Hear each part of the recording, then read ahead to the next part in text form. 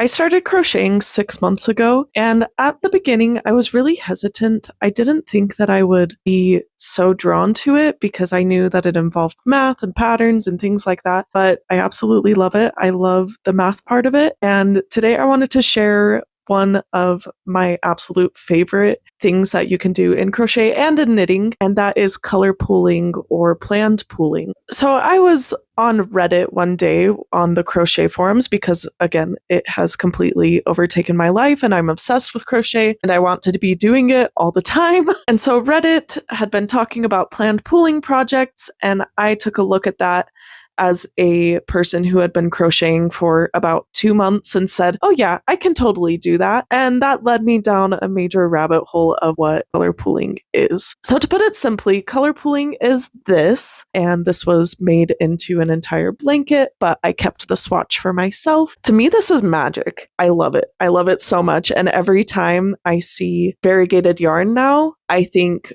what would that look like? Color pooled or as argyle or checkered or plaid. And so I've done this a few times now. I had some extra yarn from my chair cover project. I realized, hey, that could be color pooling. And so I made it, counted my stitches and made it up into a random rectangle.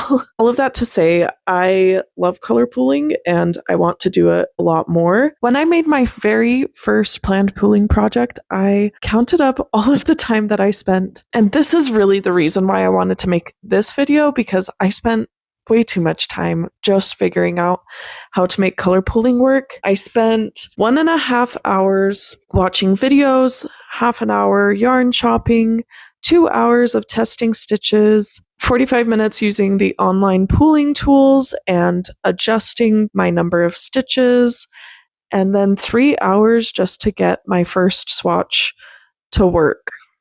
Okay, that was way too much time. 3 hours for this. I actually just finished a blanket. Yeah, that's way too big to show. A very large blanket, and it is variegated, and I think I can color pool this. Today, I'm going to try and make it simple for anybody else that's got some really beautiful variegated yarn that they want to turn into something really special. So here is what I have to work with. Some of this extra Super Saver Jumbo. It is in the color Icelandic. I am going to see if I can pool this color and make a pillow to go along with that blanket. So this is not a tutorial, but I wanted to explain basically what color pooling is and some of the things that I found as I have tried a few different yarns. Basically, color pooling is creating a pattern using only one strand of yarn and assigning different numbers to each color and keeping it consistent as you go across each row. And so the first step in color pooling is finding the right kind of yarn. So when you look for yarn to work with color pooling, the very first thing that you need is a yarn that has very clear and distinct changes between each color. You don't want something like this where the color change is gradual and bleeds into itself. See here, there's pink and blue and they mesh together to make purple here at some point. This is not a good yarn to use for color pooling. And when you're looking at yarn, the question to ask yourself is, could this color change from one stitch to another with only a chain? Because when you do color pooling, you will be doing clusters either in moss stitch or granny stitch with one chain in between each stitch. If the color change could happen with that one chain, then you're good. Another thing to look for, the length of the color changes. So I have this example here. This is Karen Jumbo in Easter Basket. And I was really hoping that this one would work, but I'm not sure it will because the color changes are very quick. You see there's only about maybe 2 inches, maybe 2.5 inches between each change. And see, even here with pink, that's only 1. You want longer color changes. And depending on the length of the color changes, you can decide whether to make larger clusters, like with granny stitches. And my examples only have moss stitch for now. Eventually, I will get a granny stitch one. A great thing to look for if you want to do color pooling with a granny stitch is stripe yarn. So there are a lot of acrylic yarns advertised as stripes, and those ones tend to have longer color changes and very abrupt stopping points. And so that's another good sign that you found the right yarn. The last thing that determines color pooling yarn is that the color sequence or the color pattern repeats exactly. So if you have a yarn that has red, blue, green, you want it to continue going red, blue, green, red, blue, green. You don't want it to change, then your pattern won't work. If you don't want to go shopping for yarn or buy a yarn and realize that it doesn't actually work, there are already tools available. There's the Planned Pooling Reddit page that has actually a whole list of different yarns that work. There are a lot of bloggers that post their things, and I will also be exploring a lot of different color pooling patterns and sharing that through my channel. So if you want to stick around, subscribe and join and see what is next. I actually found the Icelandic red heart yarn at my local creative reuse store, and so it was just fantastic that I found it there because they have such great prices. When I had that yarn, I pulled out a pretty good length just to double check that there were longer color lengths in the yarn and that the pattern repeated, and it did. It repeated with dark blue, dark gray, light blue, light gray, and it was consistent across. And so acrylic yarns tend to be really, really great for color pooling because the dye can be very consistent. So now that you have the right kind of yarn, it is time to determine your stitch count per color in that yarn. So if you have shorter color changes, you will want to try the moss stitch. And if you have longer color changes, then you can try the granny stitch, so long as they're long enough that you can have multiple granny stitches or granny clusters per color. And again, we use the moss stitch because there are the chains in between each stitch. And if you are trying to color pool with the granny stitch, you will want to have a chain in between each cluster. So when I begin testing out my stitch count per color, I like to chain and make my first row without worrying about keeping the colors consistent, because that first row tends to have different tension than the rest of my piece. That is just something that I am working on as a beginner crocheter. So I really only start at that second row of moss stitches and try to keep my tension comfortable while still being mindful of where the color is changing. And for this yarn, I started with a 4mm hook and crocheted comfortably, and I realized I needed a little bit of a smaller hook to keep my comfortable tension. With the 4mm hook, I found that I needed to be a little bit tighter on my tension than I usually like to be to make sure that the color changes would happen on a chain. And so I changed to a 3.5mm hook, and that completely changed it for me, and everything was really smooth sailing after that.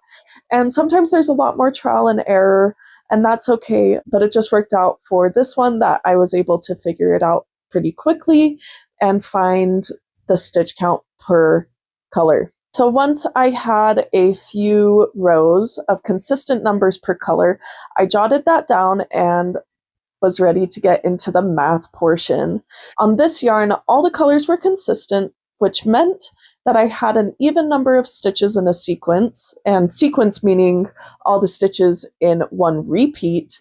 So my sequence was dark blue, dark gray, light blue, light gray, but in color pooling, we need an odd number so that the colors can stagger across to make that diagonal pattern. I guess I shouldn't say that you cannot do color pooling with an even number. It just means that your colors will all be stacked on top of each other, so it will look more like stripes going up your rows. To solve this, I decided to loosen up the tension on one of my colors to make it 4 stitches, and I did that for the dark gray color because I knew that was the most contrasting color. You can decide whatever color you want, but for me I chose the dark gray so that the other colors would have a chance to stand out. And next step is calculating your stitches count per row that will create a desired pattern. And the easy way to do this is using an online tool like the Math Girl tool, where you just plug in those stitches per color and test how many stitches per row you need, and then it will show you the pattern that it will create. And so you just kind of play around until you like the pattern. There is also an equation that you can use, and the one that I like is L equals 2n plus n over 2, and I round it down. And this makes the classic square diamond or plaid pattern. So let me take a backtrack a little bit. N is the sequence length, L is the row length of stitches, and the 2n is the number of times you want your sequence in one row. So you can change it to 3n, 4n, etc., just depending on how wide you're aiming for your project to be. Remember that the number you get is the number of clusters you will have. So your chain will be different from L depending on what type of stitch you are using. And in moss stitch, it's 2 chains per moss stitch. So I multiplied by 2 to get the number of chains. And even when I do this equation on my own, I still check it with the Math Girl tool, and I will have that linked in the description of this video. And then you can also swatch by choosing a smaller swatch size, so say 1n plus n over 2. And then it's time to get stitching.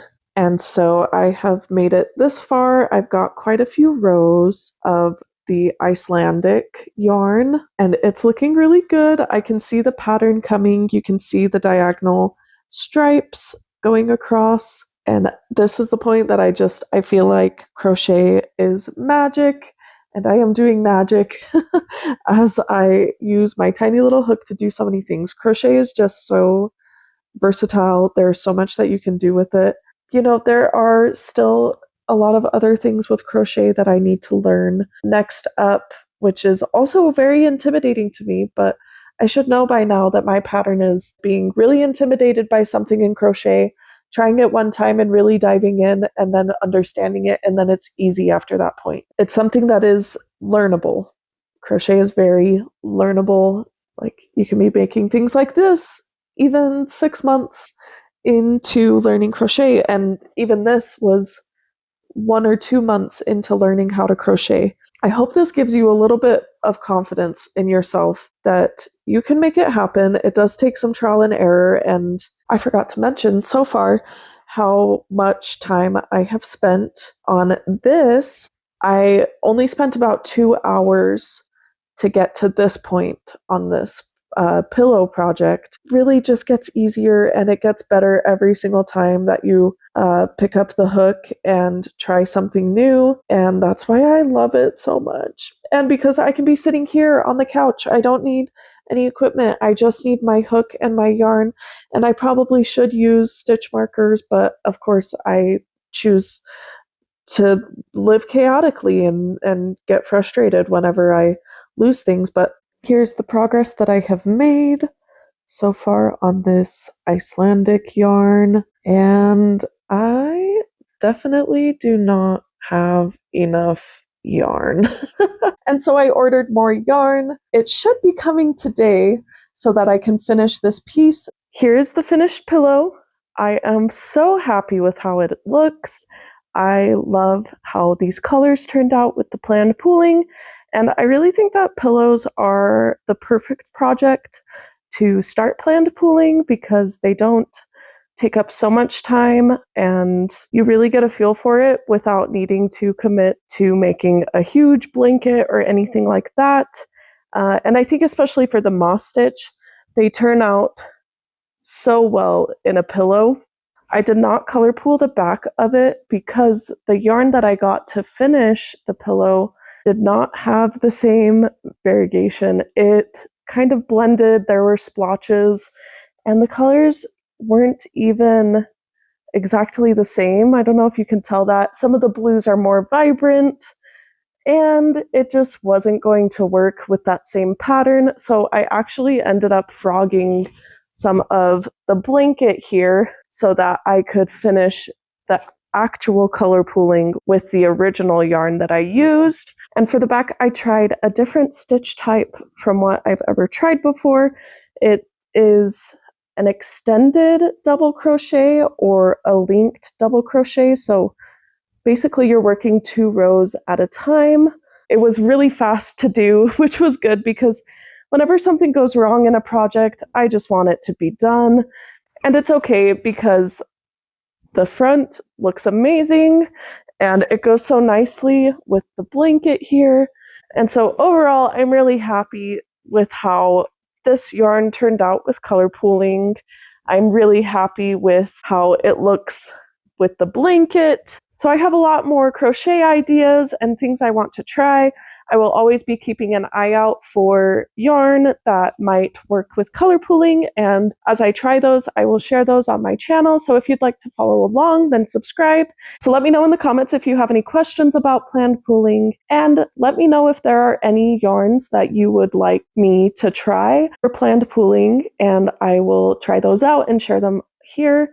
And until next time, happy crafting!